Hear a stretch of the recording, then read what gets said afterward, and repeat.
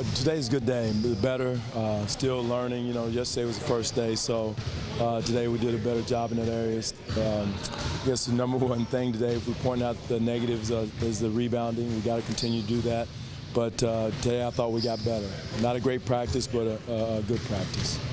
What do you want to see from Anthony Bennett as far as what he will contribute to this team? Anthony had a good day today. Energy, his bounce, having fun, playing the game, you know, showing his athletic ability, which he did today. Defensively, he's further along than I thought.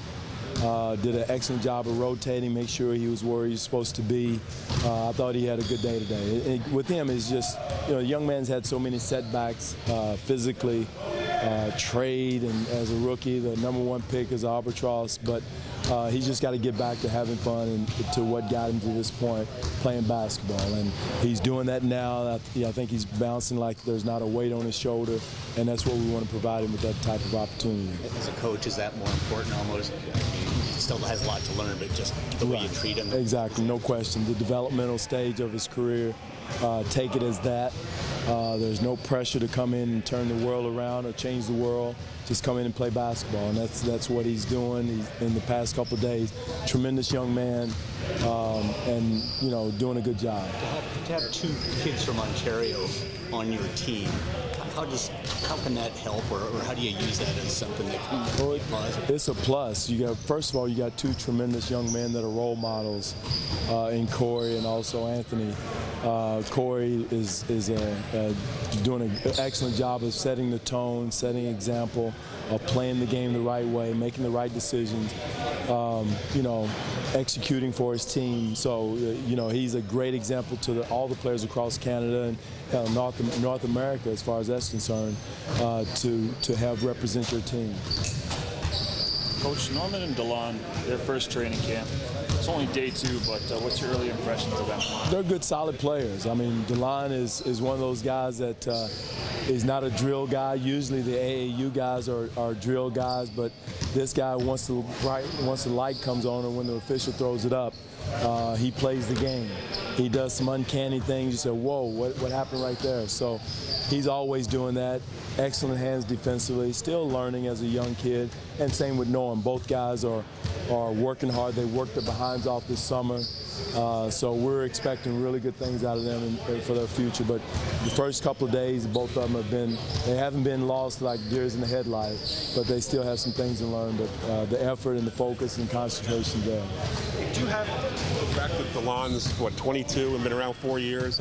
How much does that help him? That's huge. I mean, he's a senior 4-year man. He's seen it all.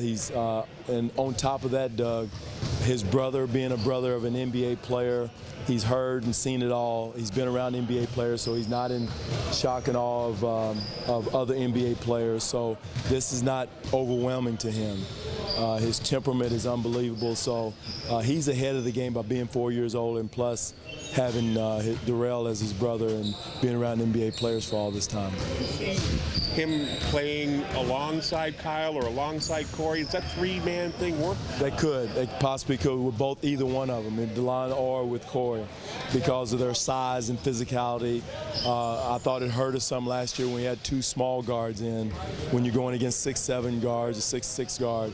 But with Corey's size and Dwane's size, I think that's a huge plus for us. You got a break with Kyle 2 years ago because you could play him off the ball, take the ball out of his hands a little bit. Exactly. He can go hide and rest on offense a little bit if it's such thing for him.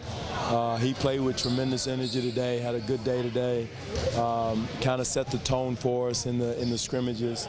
So, but again, we want to make sure he and all of our veteran players have juice once the season starts. What goes into a successful 2-guard lineup? Because 2 years ago, Kyle and Gravis were really good together, and then last year, not so much. Like, can you ever put your finger on why, like what will work? That's a mystery, Eric.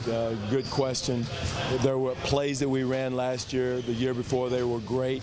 Last year, they weren't worth a darn. Same defensively. We had some defensive schemes last year. The year before, they were excellent. And last year, you thought we'd never used them before. So It's amazing what mentally, the focus, the other three guys that are involved may play a difference. You know, so it's a lot of variables that come into play when you try to compare one year to the next. Because both your draft guys are so, like, they're older, they're coming in, they've got a little more under their belt. You don't normally put a lot of expectations on rookies, obviously.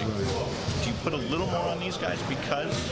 Well, we can, just because of the, like you said, the experience.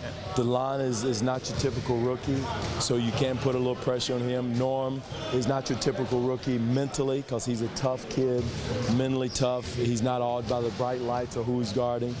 So I think who they are personally and their age and maturity level puts them in a different level, and their skill level. They're both guys are NBA-ready players.